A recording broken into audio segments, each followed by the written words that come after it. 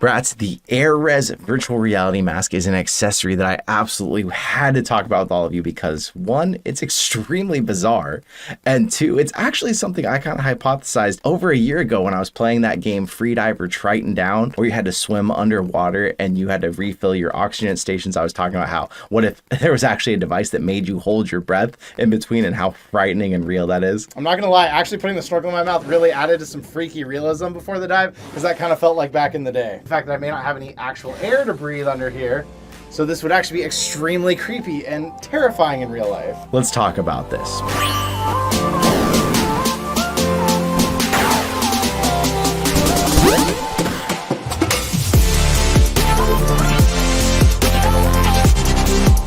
The AirRes mask is a device that was made by some researchers, and it is not slated for a consumer release. They are researching this idea that in virtual reality, you can have another input that is your human breath. Let's say you could pick up and play a harmonica by actually blowing, but also it has a valve on it that can control how easy or how difficult it is for you to breathe. Now, obviously, this is another thing on your face in VR and a concept that probably would never make it to your average consumer, but it's really interesting to think about what the implications are here. They can use breathing as another input modality for the virtual reality experience, and then can naturally interact with the environment. Now you can see here by what the mask looks like, it looks like a piece of research equipment. It looks like an alpha model of something long before it has finished developing. You can see the valve on it that turns, that affects how open or how closed your airway is. You can see all of the electronic modules on it that are helping it run. A lot of us see this and we're like, oh, this is ridiculous, no one would use, but they're talking about training simulations for firefighters,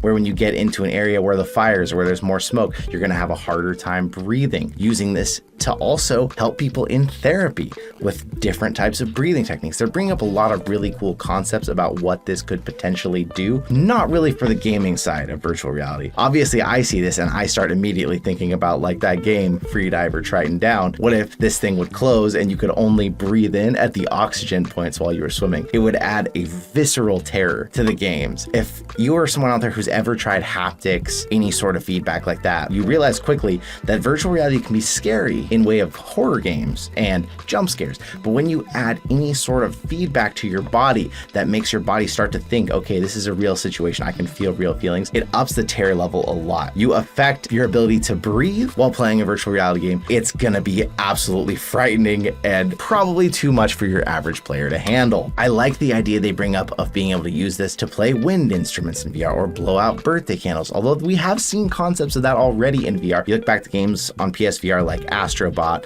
London Heist, they simulated your breathing by listening on the microphone. Now, obviously, if there's a loud noise in the room, that can affect it and it'll think that you're breathing. But when it's looking for someone who's making the sound of breathing out, which typically blows out a microphone that's near your mouth almost immediately, they were able to make it look like you picked up a flower and blew all the leaves off of it, or you were smoking a cigar in London Heist. This is not a concept that's completely foreign to VR gaming, and so that's why it's so interesting to see this research project. Now, at this point, this is only in research. This is not in development to come to consumers, but I would love to know, what do you think out there? Is this something you would ever consider strapping onto your face and utilizing, whether in a virtual training scenario to be a firefighter, whether it's just for gaming, whether it's in a firefighting game? Would you be willing to restrict your breathing based on the game to add to your realism, or is that just too intense, too frightening for you? I would love to hear in the comments. It interests me. I'm going to be following this technology because I'm very curious. I'm very excited. And I love seeing anything new. I don't want us to get to that point in the tech where it's like, okay, we have the formula down now, let's just make more of them, make more games. I like seeing